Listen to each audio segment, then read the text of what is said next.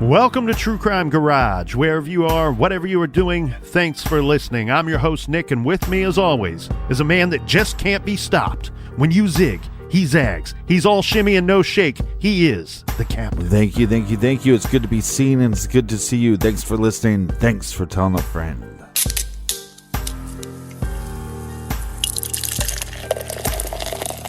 Today we are drinking Speed Wobbles from Key Brewing Company Garage Grade 4 1/4 bottle caps out of 5. This is the first beer in a series of customized batches. The Bustin' Boards crew and the Key Brewers dropped a gnarly combo of hops to land this very satisfying IPA that you can ride all day. Remember, hoppiness breeds happiness. And today we are getting happy thanks to our good garage friends. First up, way high up in the 21st Century Tower, we have May listening in Dubai. And a big shout out to Emma in Windsor, Ontario. And a small shout out to Emily in Charleston, West Virginia. And next we have one of our Instagram followers, Jessica in Northern Sweden. And a big shout out to Paula in Reading, Pennsylvania. All right, next up we have Molly in beautiful Austin, Texas. And last but certainly not least, we have two great gents out of Boston, Mass. We have Theo and his father, Ted. Big cheers to Theo and Ted. Hopefully they are drinking beers and listening to this episode together.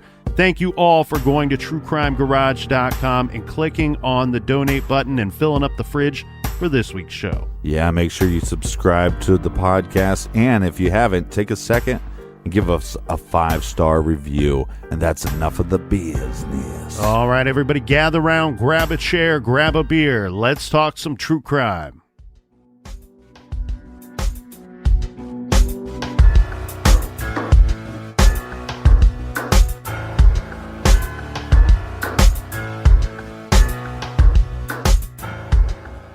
After a night of drinks and dancing on August 22nd, 2009, 29-year-old mother and nurse Toni Sharpless disappears after leaving a party in the early morning hours of August 23rd.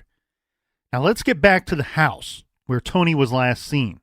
The people whom we know to be at the home that night, according to Crystal Johns, who was with her at the party.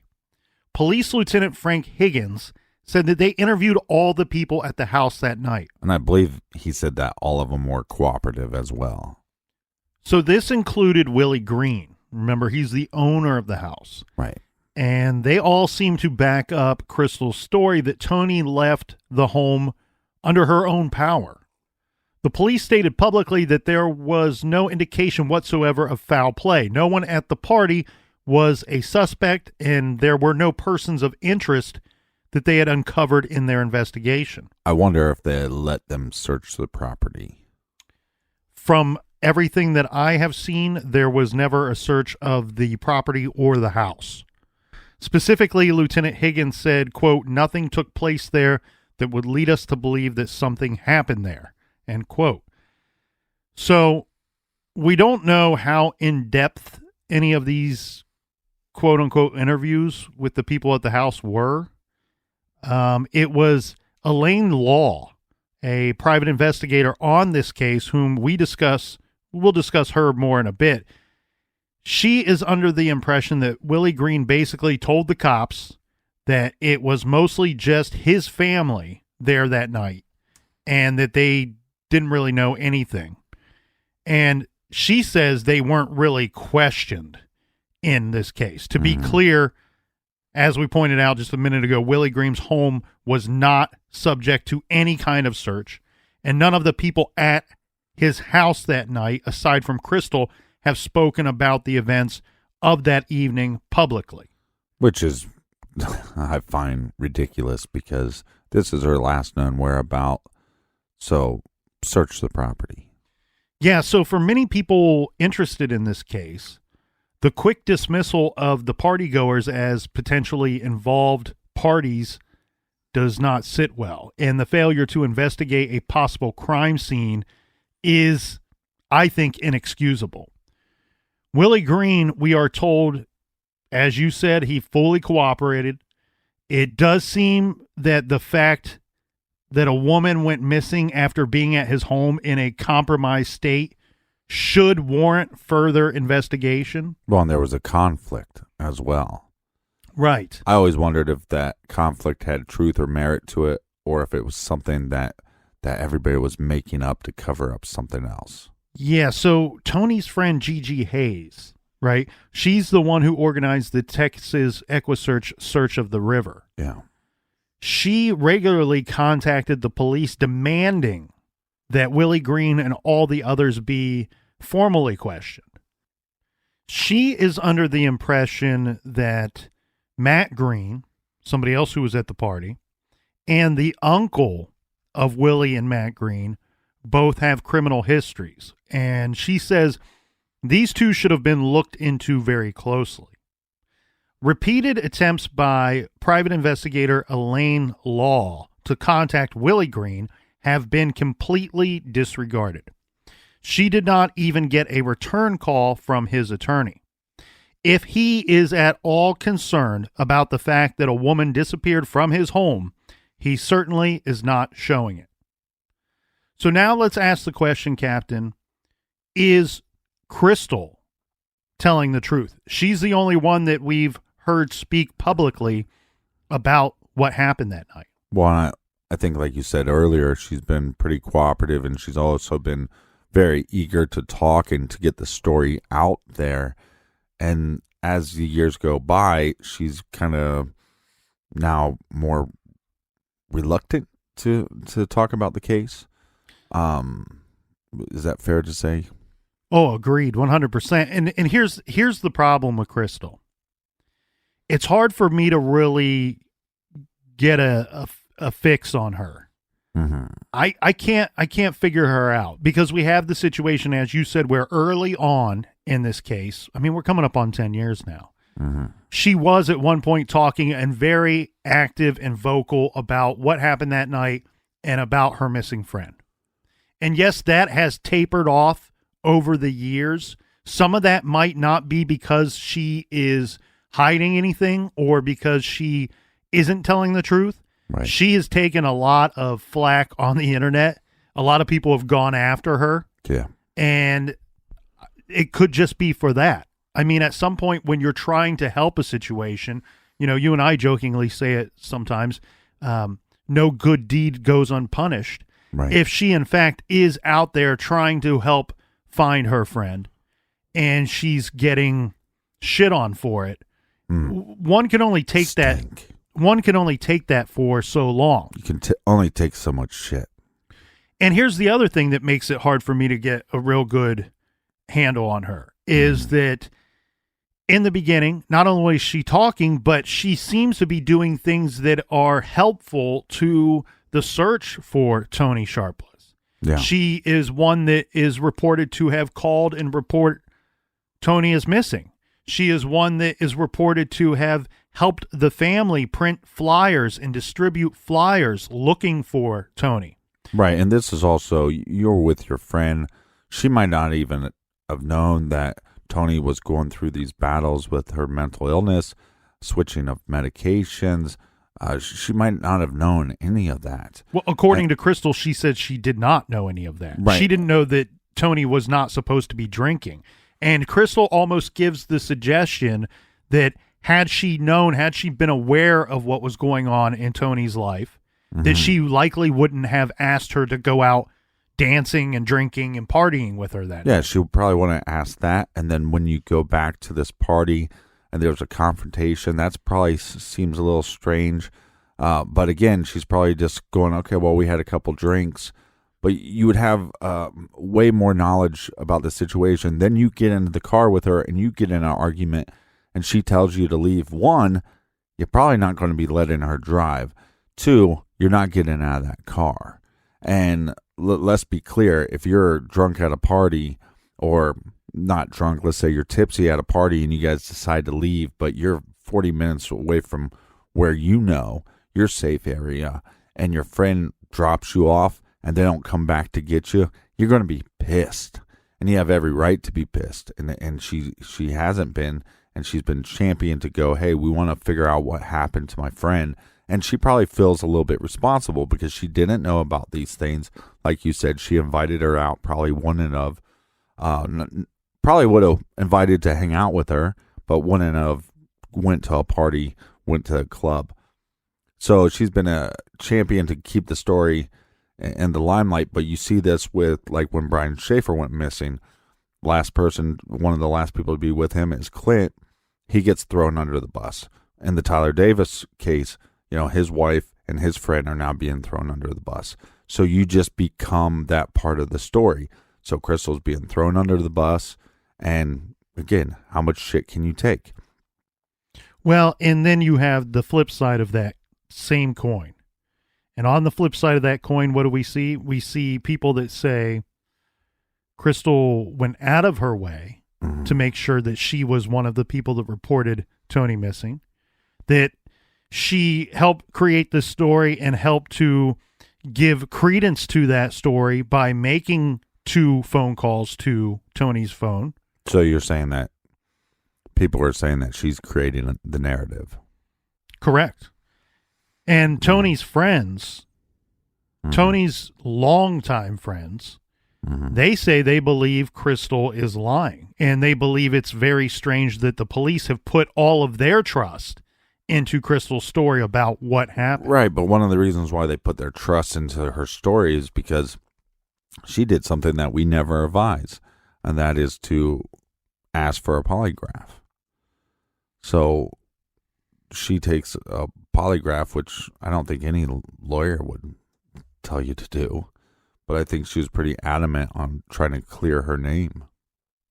Yes, I have that she offered to take a polygraph, did so, and passed the polygraph test, the polygraph examination. The other thing, too, is there are questions about what her relationship is with Matt Green. And there's still questions about what exactly went down at the party, even if you believe Crystal or not. That's just my opinion.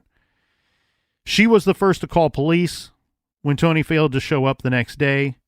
As I pointed out, she did help in the searches for Toni, putting up the flyers. She did talk to media. I have a question for you. I don't know if you can answer this because I couldn't figure it out. Are the initial reports when they're talking about the events of that night, are the initial reports, are they talking about the conflict that happened at the house and why they left the house?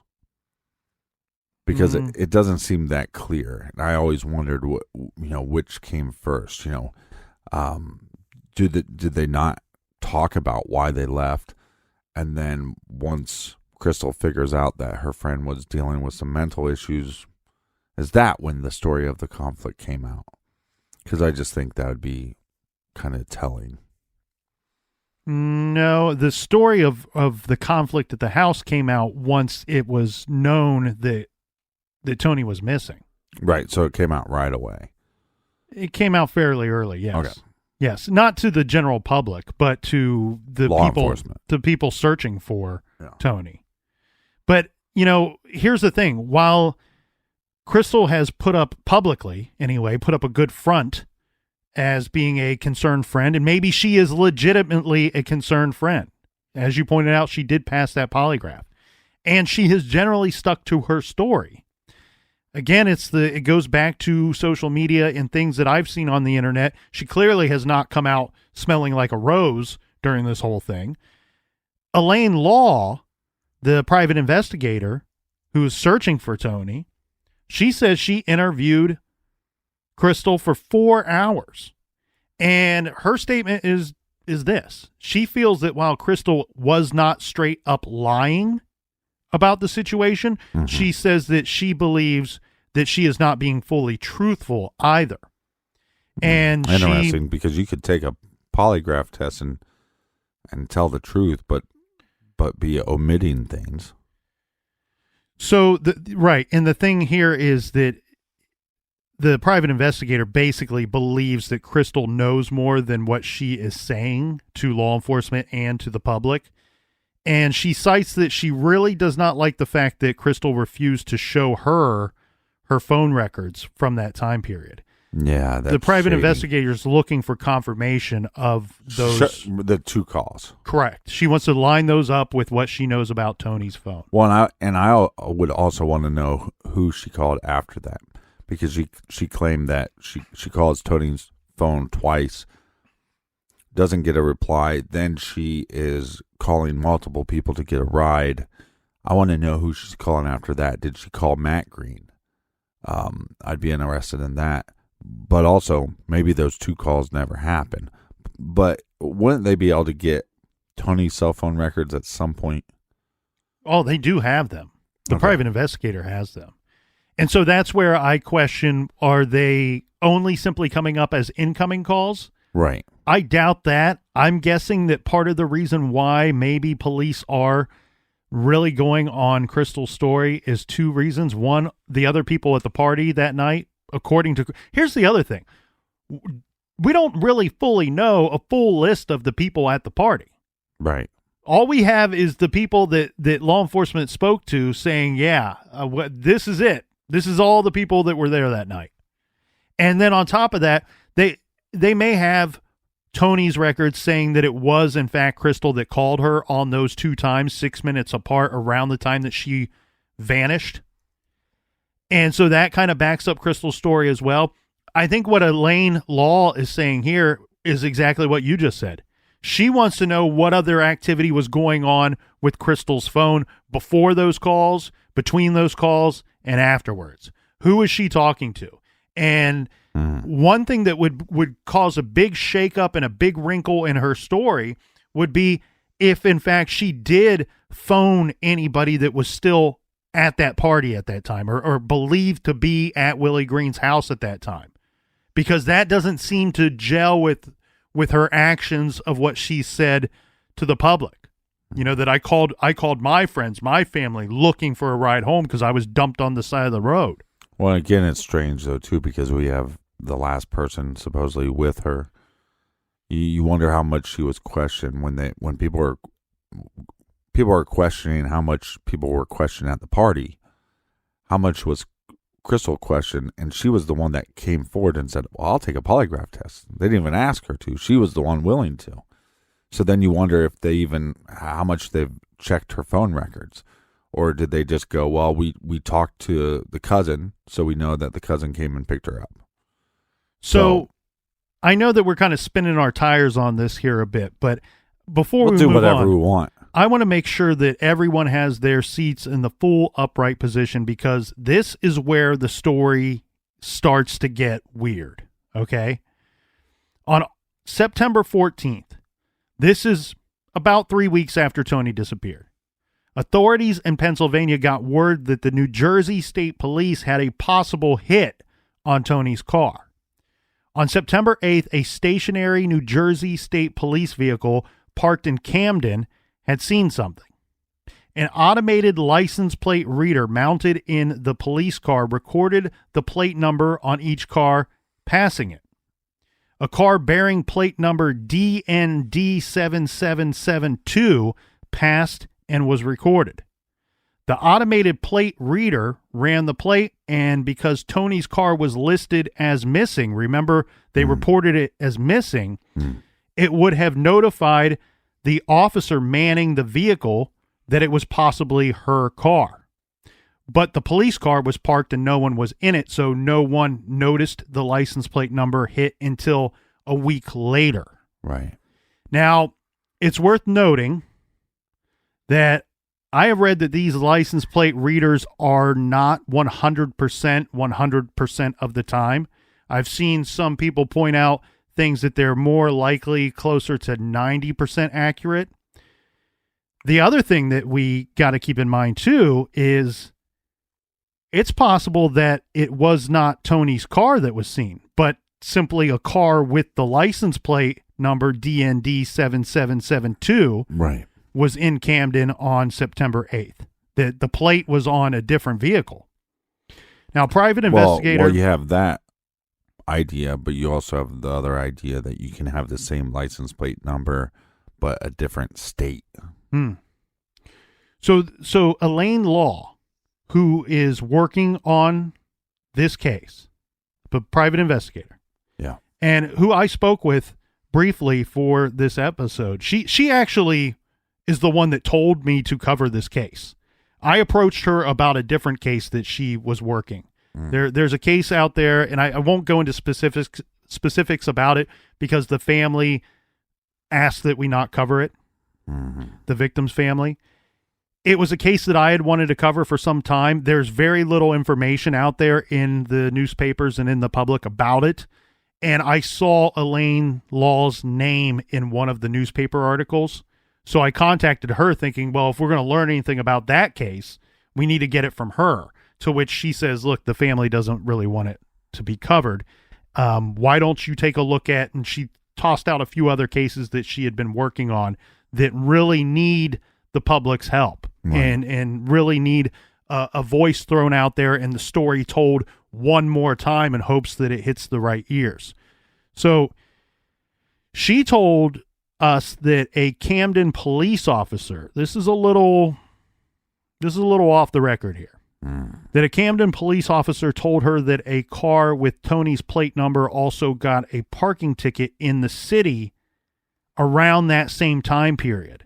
But he didn't go into further detail about that whole situation. I could not find that anywhere. So it seems like at least that plate number has popped up twice on Camden police radar. So the New Jersey State Police says both that they and the Camden police scoured the area but never found any other trace of the car with that plate on it. Now, Lieutenant Higgins of Lower Merion Township Police Department says, quote, cars don't usually disappear entirely. At some point in the future, they turn up, whether it's a junkyard or somewhere else, end quote. But we know Toni's car has never turned up.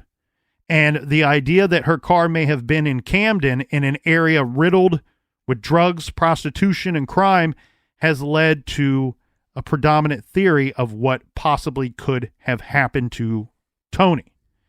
Now, we also have private investigator Elaine Law. She talked about tips that came in and also about possible sightings of Toni. So about a month after, 6 weeks, a month and a half after Toni vanished, a former detective, private investigator Elaine Law, offered her services to the family for $1. She saw Toni's case on the news and felt that it was something that there was possibility based on the amount of sex trafficking in the area and tips about possible sightings of Toni, that Toni was still alive and possibly either involved in drugs and prostitution or she had been trafficked. So Elaine started a website to gather tips. She met with both Crystal and the family, tried to contact Willie Green, held a town meeting about the case.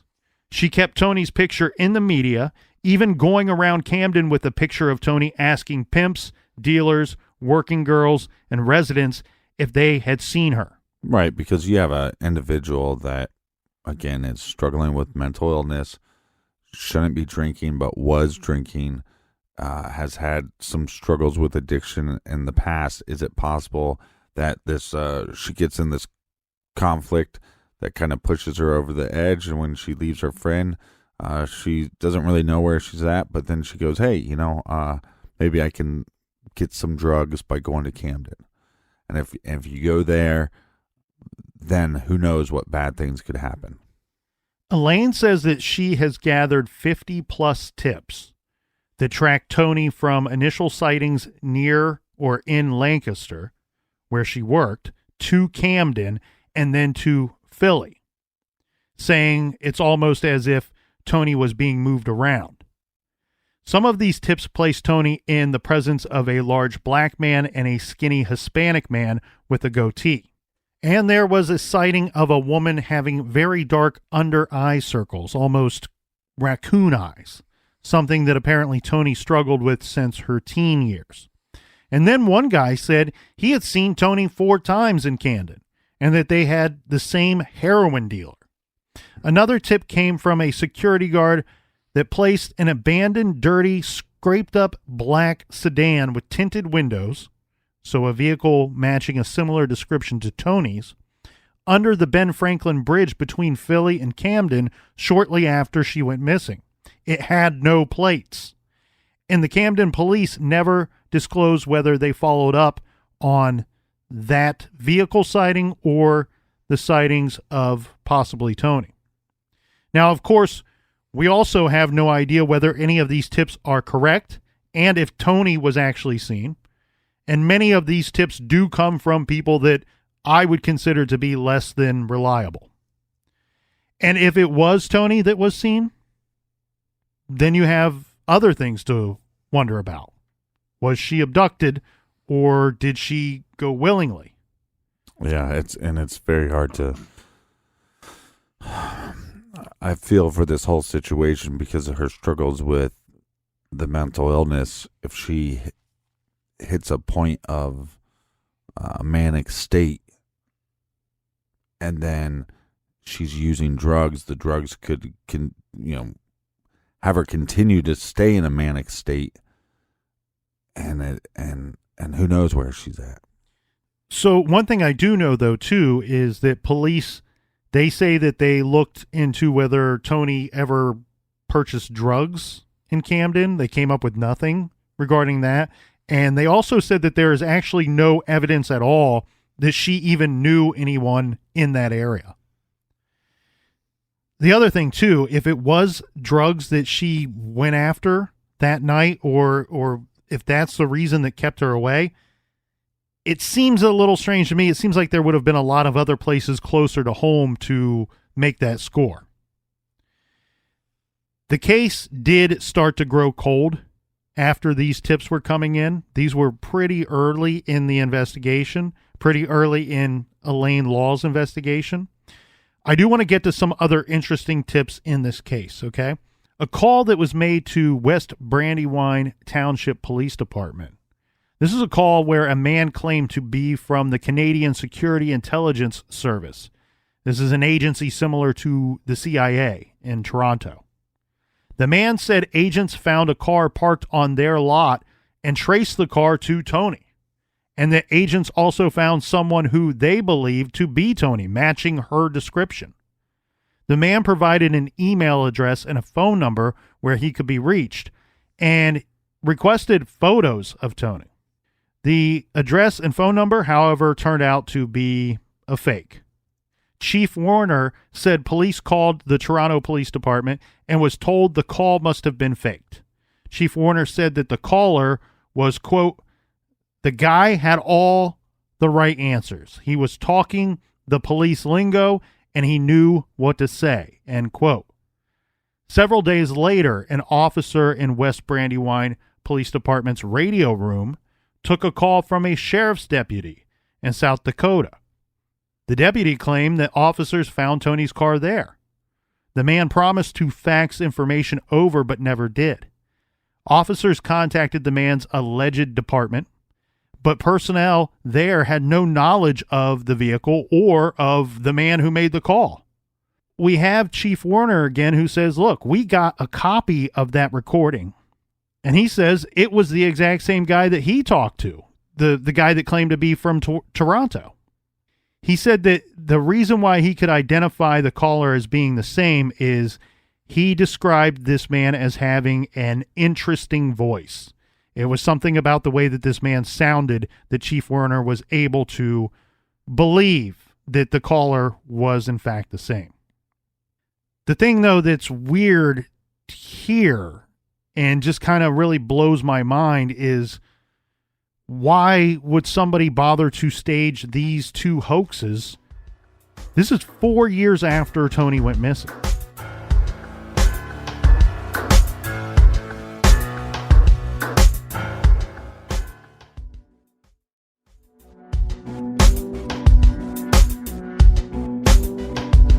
All right, we're back, you filthy animals.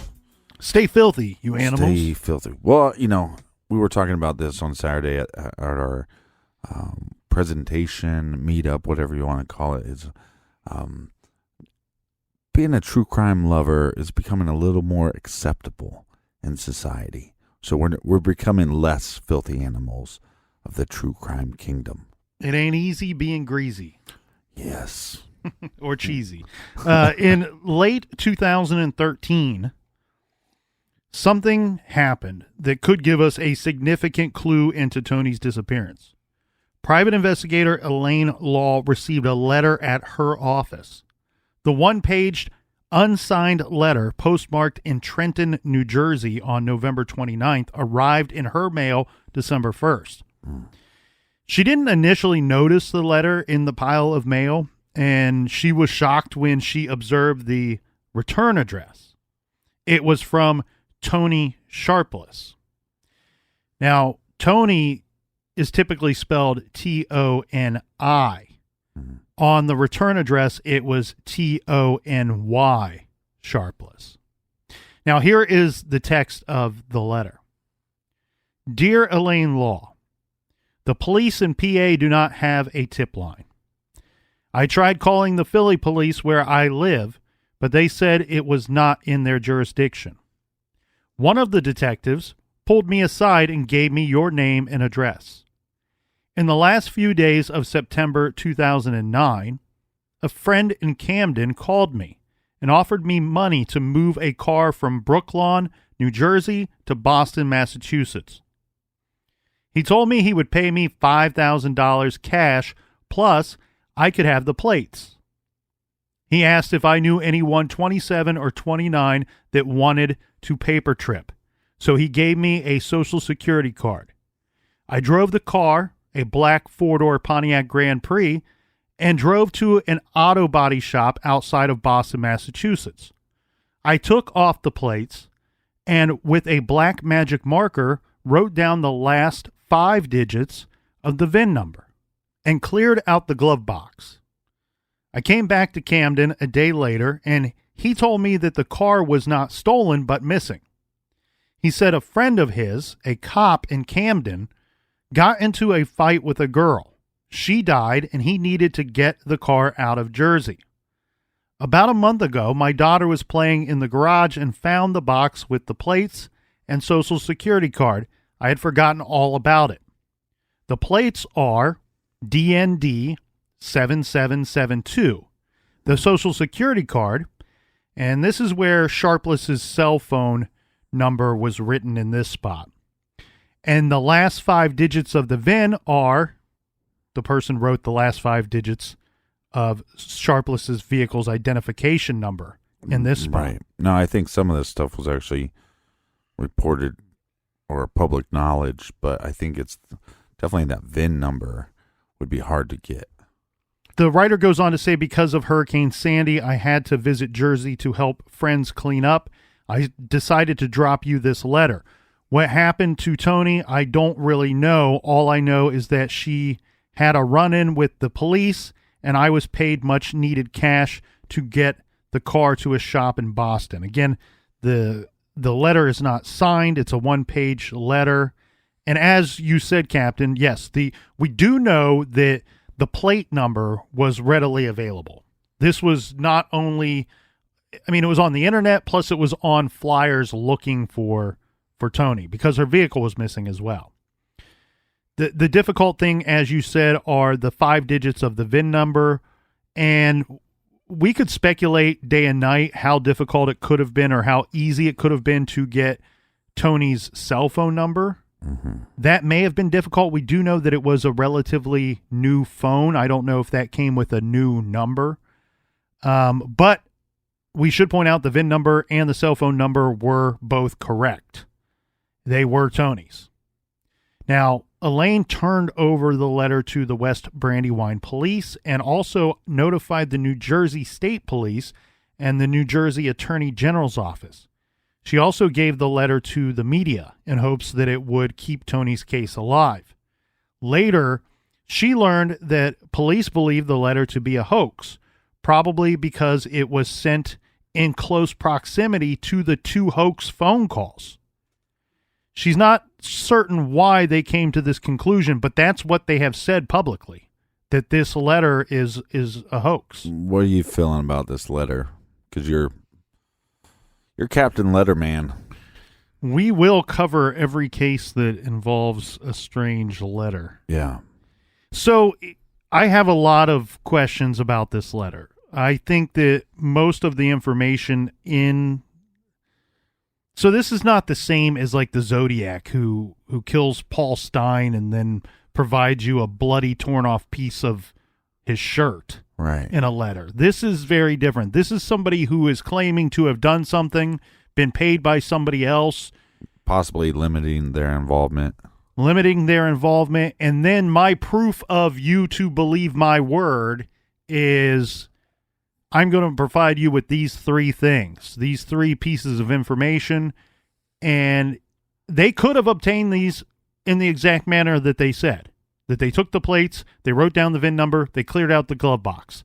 They easily could have obtained all these things from that exact action. However, I believe that somebody could have got this information if they looked and spent a little bit of time on it. I don't think it would have been extremely difficult to find all three of these things and provide it. One thing that I find interesting is that with the claim of having the Social Security card, this individual then provides her cell phone number in place of what he or she probably should have put the Social Security number. Right. So that makes me wonder... Well, why have a hoax? Why write this letter? Well, those are things that point to me that it could be a hoax, okay? Before we move on, I do want to clear one thing up because some people might be asking themselves this of some of the wording in the letter. When he says that he was asked if I knew anyone 27 or 29 that wanted to paper trip, so he gave me a Social Security card. What they mean by this is somebody that wants to steal an identity, to take somebody else's information. Oh, right. Yeah, that's the paper trip that he's talking about, or she. So here's where I have a different issue with it, where I question the validity of the letter. I'm also a bit horrified and terrified by the letter. There's something very strange going on here if there were to be three hoaxes, and then we have the one of the police officers, the chief of police, saying he believes, just by listening with his own ears, that the caller of those two calls were one in fact the same. So if the two calls that come in that are hoax that try to put Toni and her vehicle in Toronto, and then the other call tries to put Toni's vehicle somewhere in South Dakota, and now this letter is stating that, hey, I live in Philadelphia. Right. Somebody from Camden hired me to do this. I had to move the car from Brooklyn, New Jersey to Boston, Massachusetts. We have 6 different cities named in 3 different hoaxes. And then on top of that, if it's not that big of a leap to go, okay, well, if the same person made those phone calls, did then the same person write this letter? And that's where I get horrified and terrified at the same time. There's something very strange there if one person is responsible for all of these communications. Yeah, but to me, it's like, what is the hoax trying to prove? It's trying to prove that she left the area that she was last seen by her friend. That's, to me, what these are trying to prove. So that draws it's like me it's back. trying to steer the direction of the investigation, like throwing them off the trail. If they were, in fact, that's the other problem I have with this whole thought. Right. It's 4 years later.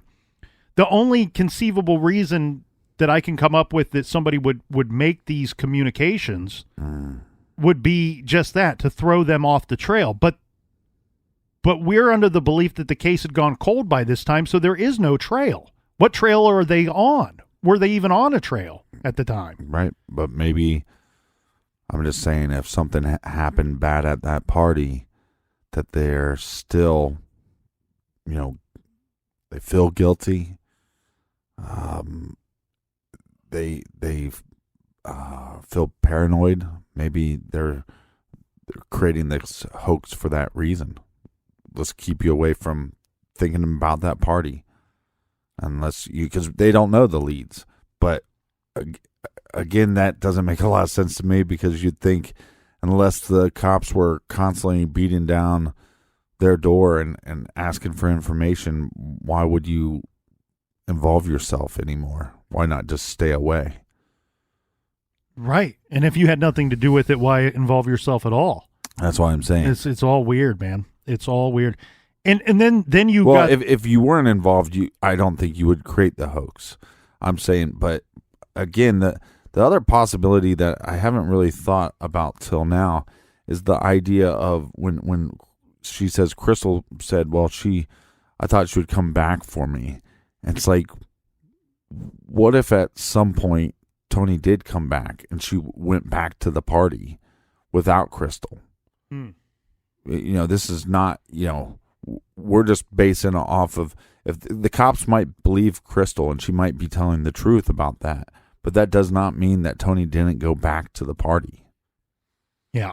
And, but if we haven't done any search of this property, I just don't know how, again, and we also don't know how many individuals, were at that house. So but I do know there was enough individuals that something bad could have happened and somebody could have disposed of her car.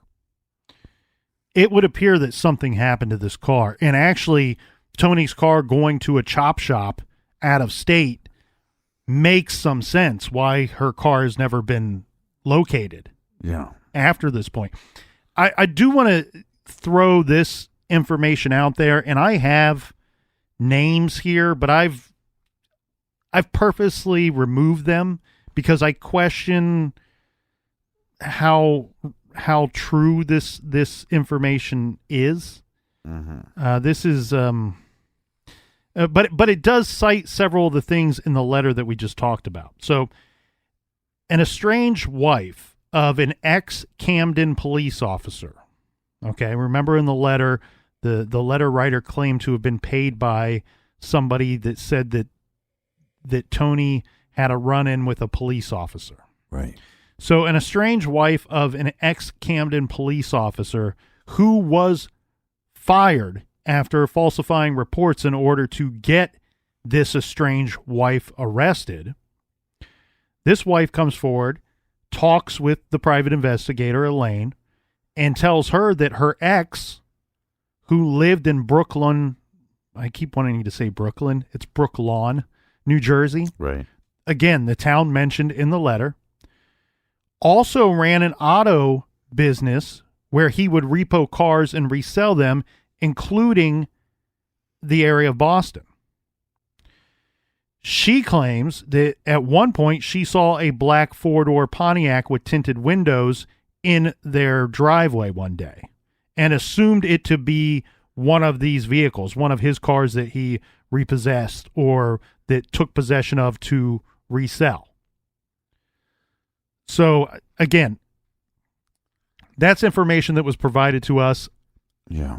It's always difficult when you have these marriages that go south, that go way bad.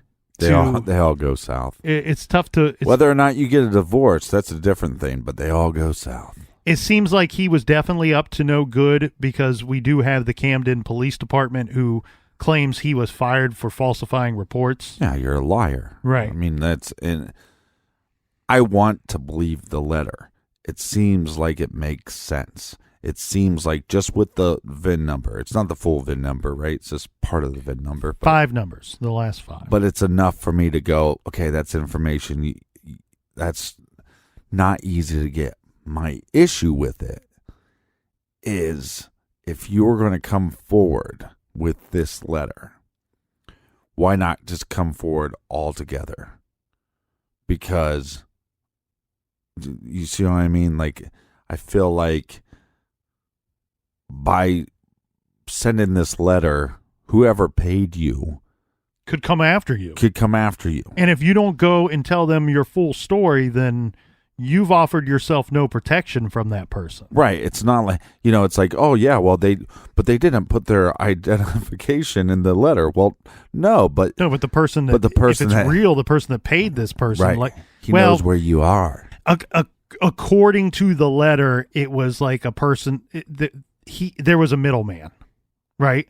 So the police officer, if in fact the letter's correct, may not exactly know who ultimately was paid to move the vehicle, who ultimately wrote the letter. Right. But it won't be that hard for him to figure it out, right? It wouldn't be that hard for him to figure that out. So, are you ready for another twist here, Captain? Sure.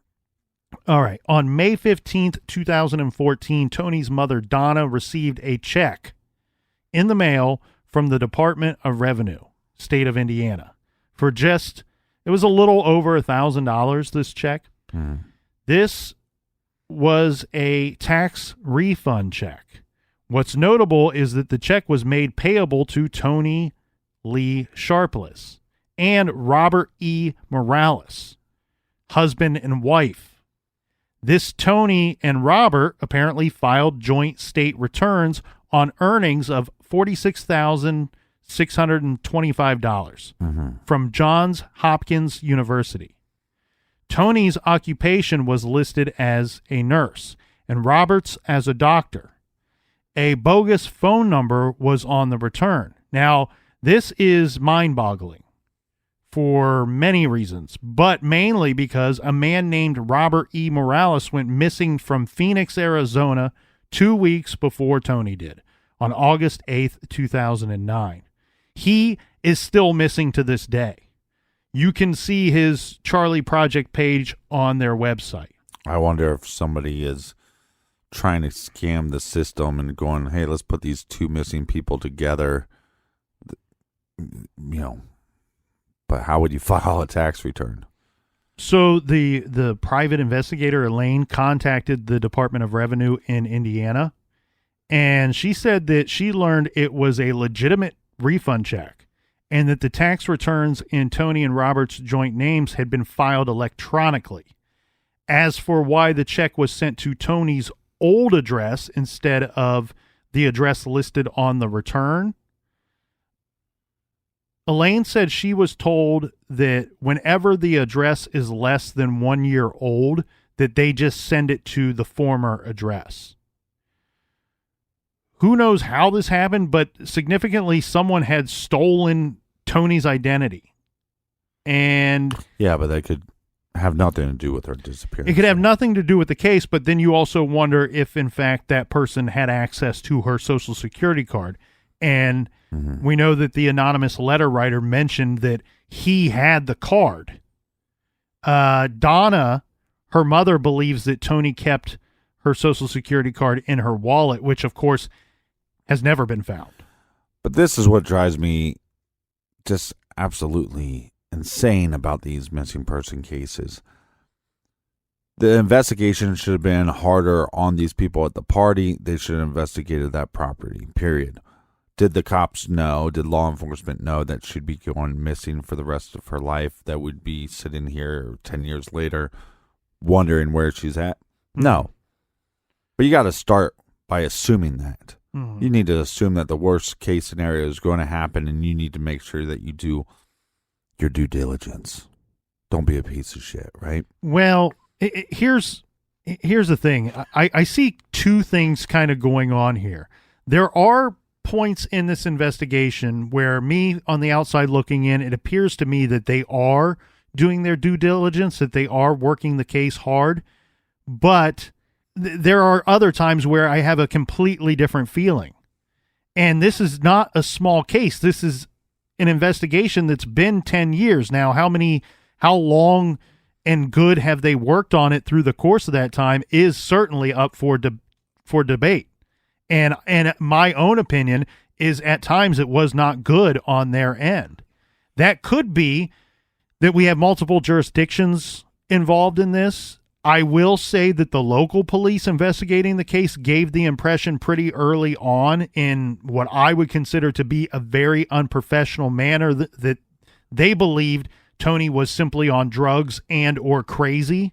So when you have that coming out of their department, you really have to wonder, and I'm sure a lot of people close to Toni are wondering the same thing, is, in fact, if they were investigating the case thoroughly, if they were giving her disappearance the appropriate due diligence, as you were saying. Well, it's pathetic that they would call her crazy because, look, if you break your arm, what do? You go to a doctor. Got something broken in your brain, you go get help for that. So that, to me, that's a sign of somebody trying to get help. I think my gut is telling me that there's more truth to this letter than not, and I couldn't tell you why, but it's like, yeah, I'm not ready to dismiss it as quickly as what it appears law enforcement has. Yeah, the VIN number, I can't get over that, and then also, I don't know how much I buy the ex-wife of the cop coming forward and saying, "Hey, I saw a car similar to this." I don't know, but those are two things that line up, and that needs to be followed. And it's sad because, like you said, this car probably went to a chop shop, and there was probably evidence of what happened to her, and that's gone forever. And I do know that I feel bad for her daughter. I do know that some of Toni's friends absolutely believe that Toni never left Willie Green's house that night, that something happened to her there, and it could be any number of things.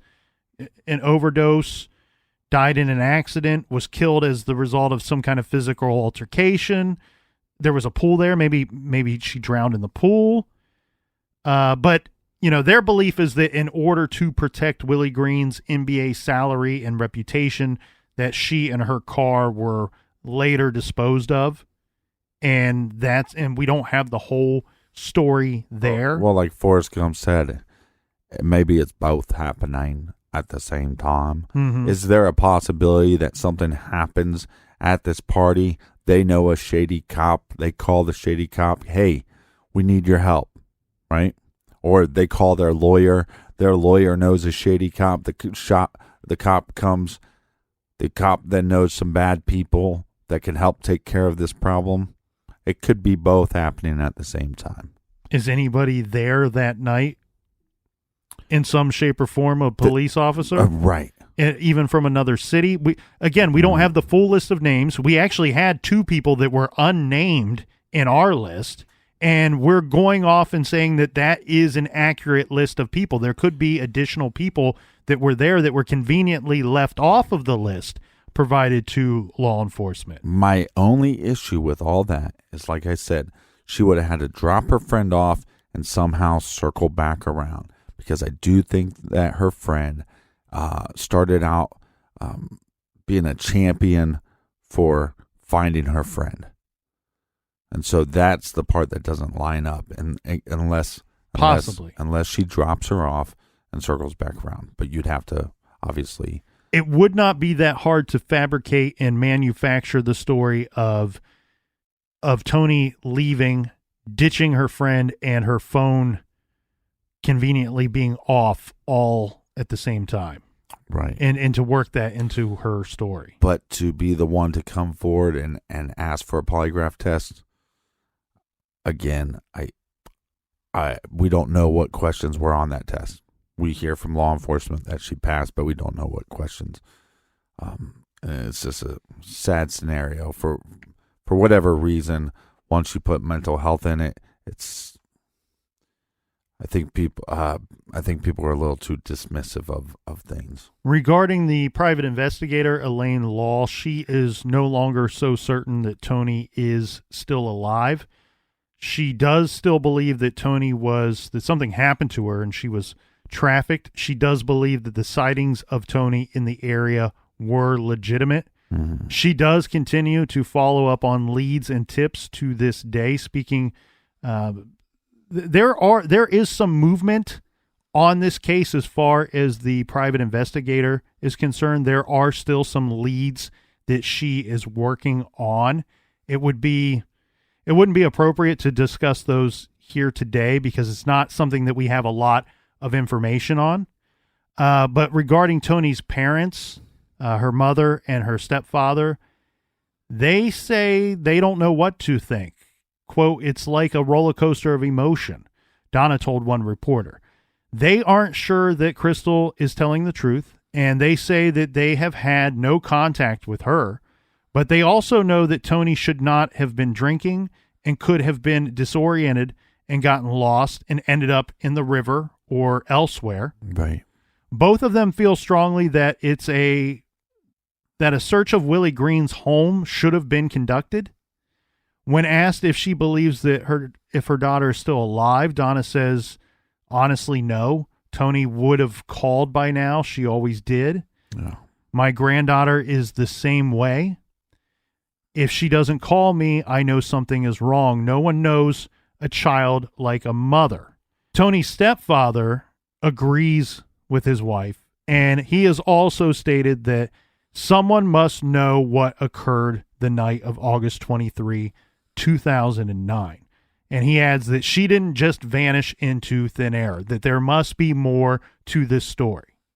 Now, Toni is still listed as a missing person.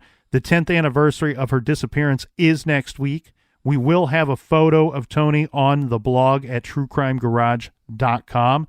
Toni's DNA has been entered into a national database, so if at some point a body is found, she will be identified. Hats go off to her friends and family, and then her parents, now looking after her child, and then also what an awesome individual to take on their case. The private investigator taking on their case for $1 and trying to make a difference in this world. That's pretty amazing.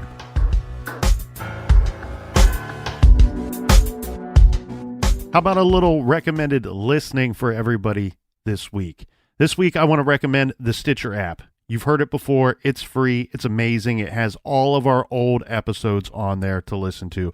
And you can check out our other show, our wonderful show that everybody loves, Off the Record. It's available on Stitcher Premium. I bring up the recommended listening, Captain, because this last weekend we were at the Ohio History Center, and a lot of you came out and joined us there, and we did a discussion on Ohio cold cases, which we've covered so many of them. Check those out on the Stitcher app. We will see all of you back here in the garage next week. Until then, be good, be kind, and don't litter.